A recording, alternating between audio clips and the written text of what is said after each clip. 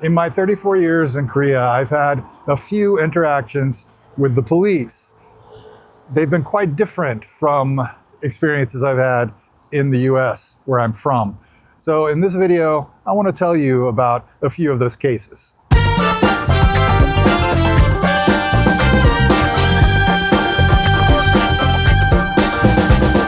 Hello there, it is a Monday afternoon and I'm downtown near City Hall. City Hall's right over there. And I don't know if you can see it, but there's a lot of people out front. They've still got the ice skating rink set up out there. It's a holiday today, actually. The Lunar New Year Day is on Wednesday, and normally that's a 3-day holiday, so it should be Tuesday, Wednesday, Thursday, but this year they've added Monday onto it. So a lot of people are off today. Many people are taking trips abroad this week. I've heard that they've had to add new flights to accommodate the demand. But anyway, I've come out here for a specific reason, because this is the place where I had my very first interaction with a Korean police officer. And it was a benign one. It was a friendly one, but it has stuck with me all these years, over 30 years. This happened in 1993. I came to Korea in 1991 as a US Army medic, and I was stationed up north at a place called Camp Casey in a little village called Dongducheon. I was assigned to a tank battalion. Most of what I did was, of course, medical, but now and again I got tasked out to do something that wasn't medical, and the thing I did most often was drive. I lucked out and became the driver of my platoon's Humvee, and that opened the door to all kinds of driving assignments while I was there. And in 1993, I was down here in Seoul for a couple of weeks during a major exercise, and I was assigned a role as a driver during that exercise. And one day I was driving a van, had another guy in the van with me. He was a lower rank than I was, but I was driving it. And we were tasked to go out to the US Embassy. I don't remember the context. I have no idea why we were going out there, why we needed a van. But it wasn't a military vehicle now. It was a US government vehicle, so not camouflage, but this ugly pale green color. Now, I had been to Gwanghwamun, where the US Embassy is located, only a couple of times by that point. So I didn't know exactly how to get there from Yongsan Garrison. I just had a general idea of where it was relative to the garrison. And I had no map. You know, they didn't give me a map. They just said, go to the embassy. So I drove out one of the back gates, not the main gate of Yongsan Garrison, and somehow I ended up coming down this road. Now, we're just near the Seoul City Hall. It's right there. And if you go down this way and take a left, or you go this way and take a right, you'll come to Seoul Station. And the US Embassy is just in this direction. It's about a block and a half away, just to the north of us. So I got quite close, but I didn't know that at the time. And I felt like I was lost. And as I was driving along here somewhere, this railing wasn't here back then. We've got this railing now, that wasn't here. But as I was coming along here, I saw a police officer. And when I first arrived here in 1991, the very first day, I had to go through an orientation. And in that orientation, somebody got up on the stage. I don't remember anything they said, except this one thing. If you ever get lost, find a police officer. They speak English. Now, I am going to assume that he really believed that. And today in 2025, I think it's a safe assumption that if you do encounter a police officer, the officer will be able to speak English to some degree. But in 1991, 1993, turns out not so much. So I pulled the van over to the side of the road. I got out and I asked this police officer, excuse me, can you tell me how to get to the US Embassy? And my Korean at the time was extremely basic, very limited. So this is all in English. And I don't remember what he looked like. I don't remember what the uniforms looked like back then, but all I remember is he didn't bat an eye. He just said, wait. And then he started asking passersby if they spoke English. Now this is morning, early morning, probably around 8 o'clock, maybe 7:30, 8 o'clock. And all these people were coming by on their way to work. So he just asked one person after another, after another, after another. And finally, he found somebody. And when I talked to this guy, it turns out he worked next door to the embassy. And he hopped in the van and guided us there, which was very easy. Just turn left and go straight, and there you are. So this stuck with me for years because I had gone into this believing that the Korean police officers could speak English, and I learned that day they did not. Now that came in handy later on a couple of times when I was stopped on my moped for not wearing a helmet. I got stopped by guys who didn't speak English, and I just said, I don't speak Korean, and they scolded me a little bit, helmet, helmet, helmet, and then waved me on.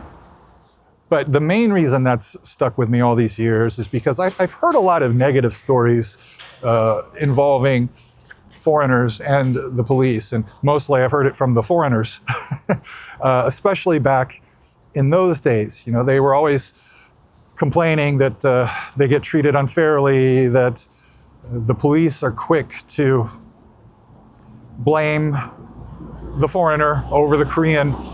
And I've heard so many of those stories, but my direct interactions with the police, even when I was doing something I shouldn't have been doing, which I'll get to that, have been completely the opposite of that. And the interactions that I've witnessed directly, even those involving foreigners, were not like that at all. So I'm sure there were some bad apples. You got to understand the 90s was a period of transition for Korea.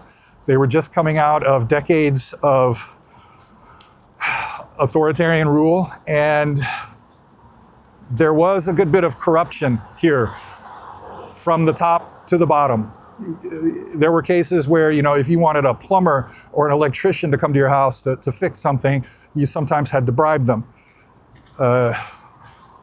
People would try to extort you if they could, right? Like my wife and I one time were moving, and the moving company, when they looked at what we had, they said, you just need a small truck. We were moving just up the street, right?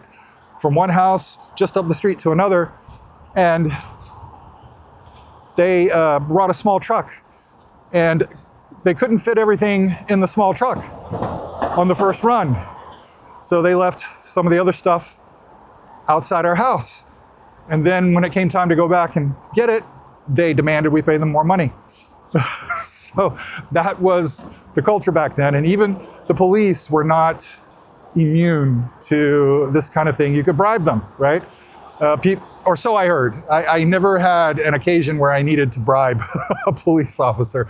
But Koreans used to tell me all the time, if you're driving along and a cop stops you for speeding or some kind of traffic violation, just give him some money and he'll let you go. It seemed to be the common belief back then. But I will offer a word of caution, or not caution, but just warning. I wouldn't recommend that you do that today. This 2025 Korea is not 1995 Korea, let's put it that way.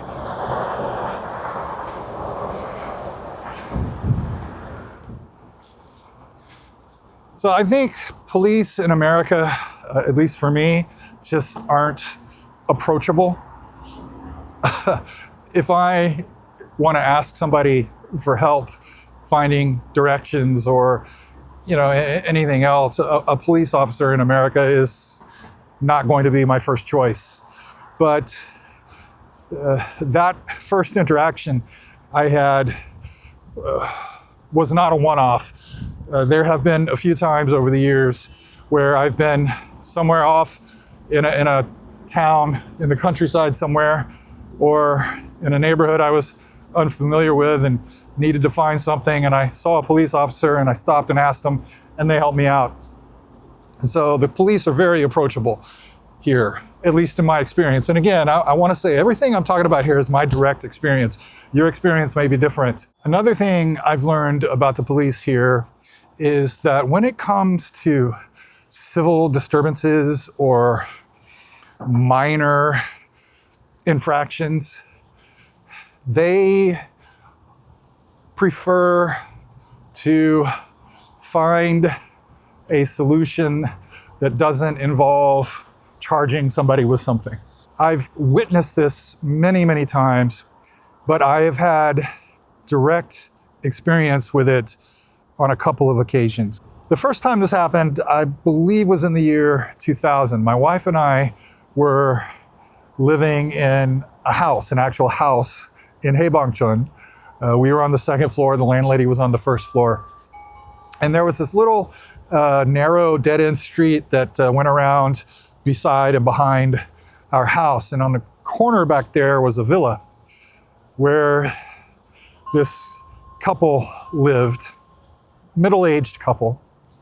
And the husband was frequently loud and drunk. One night, late, he came home really drunk to find a car parked just outside of his villa, right on the side of the street. They got up, looked out the window to see what this guy's yelling about, and I saw him yelling at the car. And then he went up into his apartment, and I thought that was the end of it. But he came back out with a frozen bottle of water, this big, 2-liter or whatever plastic bottle. It was frozen. I guess some people, when they go hiking, they take these frozen bottles of water with them. So he comes out with this and he just starts slamming it down on the hood of the car. He raised it with both hands and slammed it down. I'm watching this and I see, he's damaging the car. He's got to be, right? So there was a little police station down the street. So I put on some clothes and went down to the police station. And I told the police there, look, this guy up here is, being belligerent. They come up, 2 of them, come with me and start talking to the guy. And by this point, the owner of the car is outside and he happens to be a U.S. soldier, an officer, actually. I think he was a lieutenant. And he's trying to get the guy to stop without being aggressive about it, right? As a soldier, especially an officer, you don't want to be, getting into fights with people even when they're throwing frozen bottles of water on your car. The police come up and their first step is to defuse the situation, which they eventually did. They got the guy to stop throwing the bottle of water. And, he was trying to argue with them to force the soldier to move the car. And the soldier wanted to press charges for damaging the car because there was a slight dent in the hood. Now, the drunk guy's wife had come out as well. And in the end, she and the police managed to get the guy into their apartment. So ultimately, the police were not interested in filing charges against the guy. They kept telling the soldier, look, he was drunk, cut him a little slack. And when the soldier said, look, he dented the hood of my car, they're like, well, it's an old car. It's got other dents in it. What's one more? And ultimately, they didn't do anything, they didn't take any legal action. So the soldier told me he was going to go to the military police the next day on base and lodge a complaint there and see if anything could be done from that end. So, I don't know what happened ultimately. I didn't actually see the guy again. I didn't even know he was my neighbor until that night. And at the time, I didn't understand it. It's like, at least get the drunk guy to pay, to repair the car. But in hindsight, I totally get it. It really was a junker, the car.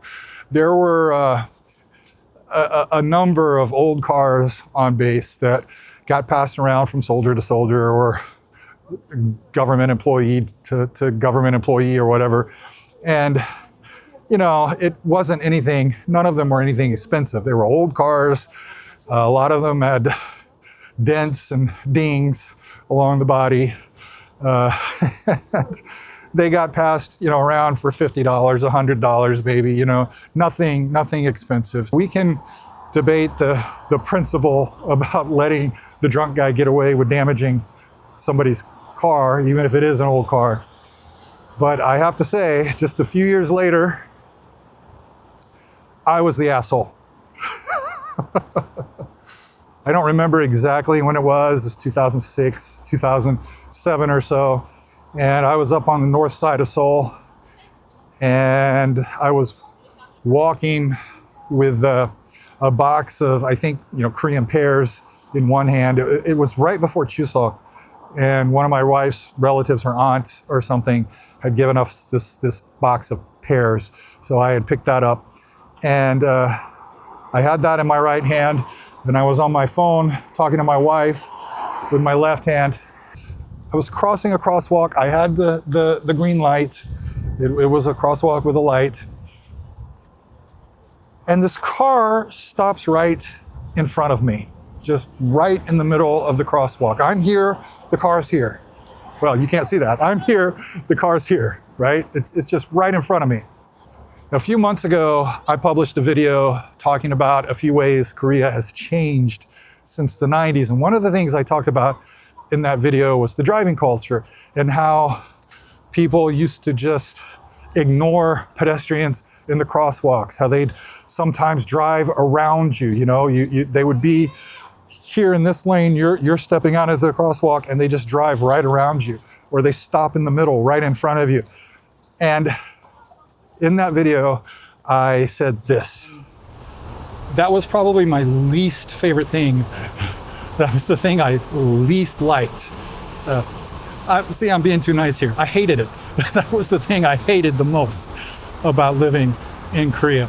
That was not an exaggeration. I absolutely hated that. And it happened practically every day. Anytime I went out to walk somewhere, if I was crossing a street at a crosswalk, somebody at some point during the day, often multiple times in a day, would pull in front of me, stop in the middle of the crosswalk, go around me. And it drove me nuts. Now, I'm not a temperamental person. I don't get angry easily, but experiencing that day after day after day, eventually I exploded 2 times.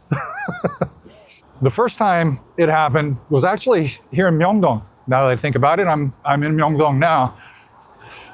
But it was over at a small crosswalk outside the cathedral. And this SUV pulled in front of me as I was crossing there. And I snapped. And I just brought my fist down on the top of the car and started yelling at them and pointing at the light. And they were shocked, the driver and the passenger. And I just yelled at them for a few seconds and then went on my way. The second time it happened was this day that I was carrying the pears and talking to my wife on the phone. In this case, it was a Grandeur, a Hyundai Grandeur. The Grandeur is an expensive car, and it was a newer one, quite new actually. So he pulls in front of me and I lose it. But since my hands were full, I had the pears, I had the phone, I used my knee. I just kneed the side of his car. And I made a dent. Oops. So he gets out of the car, sees the dent, doesn't say a word, just pulls out his phone, calls the police. The police arrive. He drives to the police station. I get taken there in the back of the cop car just because I'm on foot. They didn't arrest me. And when we get to the police station, this long discussion ensues. He's insisting that I be charged for damaging his car or something, you know? And I'm insisting that they give him a ticket for stopping in the middle of a crosswalk. And I'm going on and on about how this always happens in Korea, how drivers ignore the pedestrians and they're always blocking the crosswalk and the police don't do anything about it and blah, blah, blah, blah, blah. And the cop was just such a cool dude. I mean, he never lost his temper. He never lost his cool. He just listened and listened. And so eventually he tells me, all right, look, even if he's wrong, right? Let's say that even if this happens to you every day, does that give you the right to damage his car? And I'm like, no, of course not. And he says, I know you didn't intend to damage his car. I know you were angry, but you are the one at fault here. And to the driver of the car, he says, put yourself in his position. You've heard what he says. This happens to him day after day after day. Don't you understand why he was angry when you pulled in front of him in the middle of the crosswalk like that? And the guy says, yeah, I get that. So in the end, I gave the guy my information and asked him to send me a bill when he got the car repaired, and I would pay for it. Because yeah, that was totally my fault. And I left the police station, started walking toward the subway station, a little deflated. Short time later, that car pulls up beside me, the grandeur. And the guy rolls down the window and says, where are you going? I said, Hanamdong. He says, I'm going that way. I can give you a ride. Now, if this were America, I would have said thanks, but no thanks. But this isn't America, this is Korea. So I said, okay, sure. So I got in, and it's a bit of a drive from that part of Seoul. It's up by Hagedong, I think, somewhere near Taenung Station maybe. So it turned out we were the same age. And that's a big deal, right? That's a big first step in building a relationship. We continued chatting, and eventually he told me, I'm sorry I blocked the crosswalk like that. It's not something I had ever thought about or even, considered before. And I will be careful about that in the future. And I said, I'm really sorry I damaged your car, and I will try not to lose my temper the next time somebody blocks the crosswalk. So he dropped me off outside of my house. Never heard from him again. He never sent me a bill. So in the aftermath of that, I looked back on the drunk guy with a frozen bottle of water who put a little dent in the hood or bonnet of an old beat up car. And I saw it in a different light, especially after I dented a brand new Hyundai Grandeur. Korean police, they are very approachable. Generally, they're looking to resolve issues amicably. I'm sure you can find people who have had bad experiences with them. And if you go back, before the 90s, go back to the authoritarian era, it was a very different story indeed. There are horror stories from the police back in those days. But this is a different world now. I can point to a couple of, negative experiences. Like I knew a woman who had a restaurant, and one day before she opened, she had her purse sitting on the counter, and she was behind the counter in the kitchen doing something, and somebody came inside. While she was back there, she never saw the person. She heard the door open, the bell on the door. When she came out of the kitchen, nobody was there. But it was a short time after that, she discovered that an envelope with 1 million won that had been in her purse was gone. Whoever had come in had looked in her purse, found the money, and walked away with it. So she went down the street to the police station, and this was actually in Haebangchon, the same place where the frozen water bottle incident took place. This was just a few months before that. So she goes down there and she reports the 1 million won stolen. And the guy she was talking to looked at her and says, well, what do you want us to do about it? And it was a practical matter for them. There were no CCTV cameras around to capture anybody at the time. She never saw the person. She can't even be sure that the money didn't fall out of her purse somewhere, right? So What are they going to do about it? They didn't even take a report, right? And the police officer said, "It's just $1 million." $1 million. The police officer said, "It's just 1,000,000 won. It's, it's not 10 million." So yeah, there are certainly incidents like that. But overwhelmingly, my experience with police in Korea, they're very approachable. They're always looking to resolve an issue amicably unless it's something serious. They work long hours. They have to be on call 24 hours a day. And their shifts are usually 12 hours or 14 hours. And I have seen them demonstrate amazing patience and tolerance in dealing with extremely belligerent, sometimes drunk people. So I just wanted to tell you some of my experiences interacting with the police, just to give you a sense of what it's been like for me and what my perspective is. I haven't had any, major interactions with the police in a long time, but I know that if I do, it's nothing to be worried about. Unless I do something really stupid and I'm in the wrong, then I should worry. So if you're visiting Korea and you get lost, find a police officer and they'll help you out. These days, they really do probably speak English. If you liked hearing these stories about the police, then you might like my video where I talk about how Korea has changed since the 90s. Watch that right there. Wow, the snow has been on again and off again, and right now it's on pretty good. Oh wow, what a day.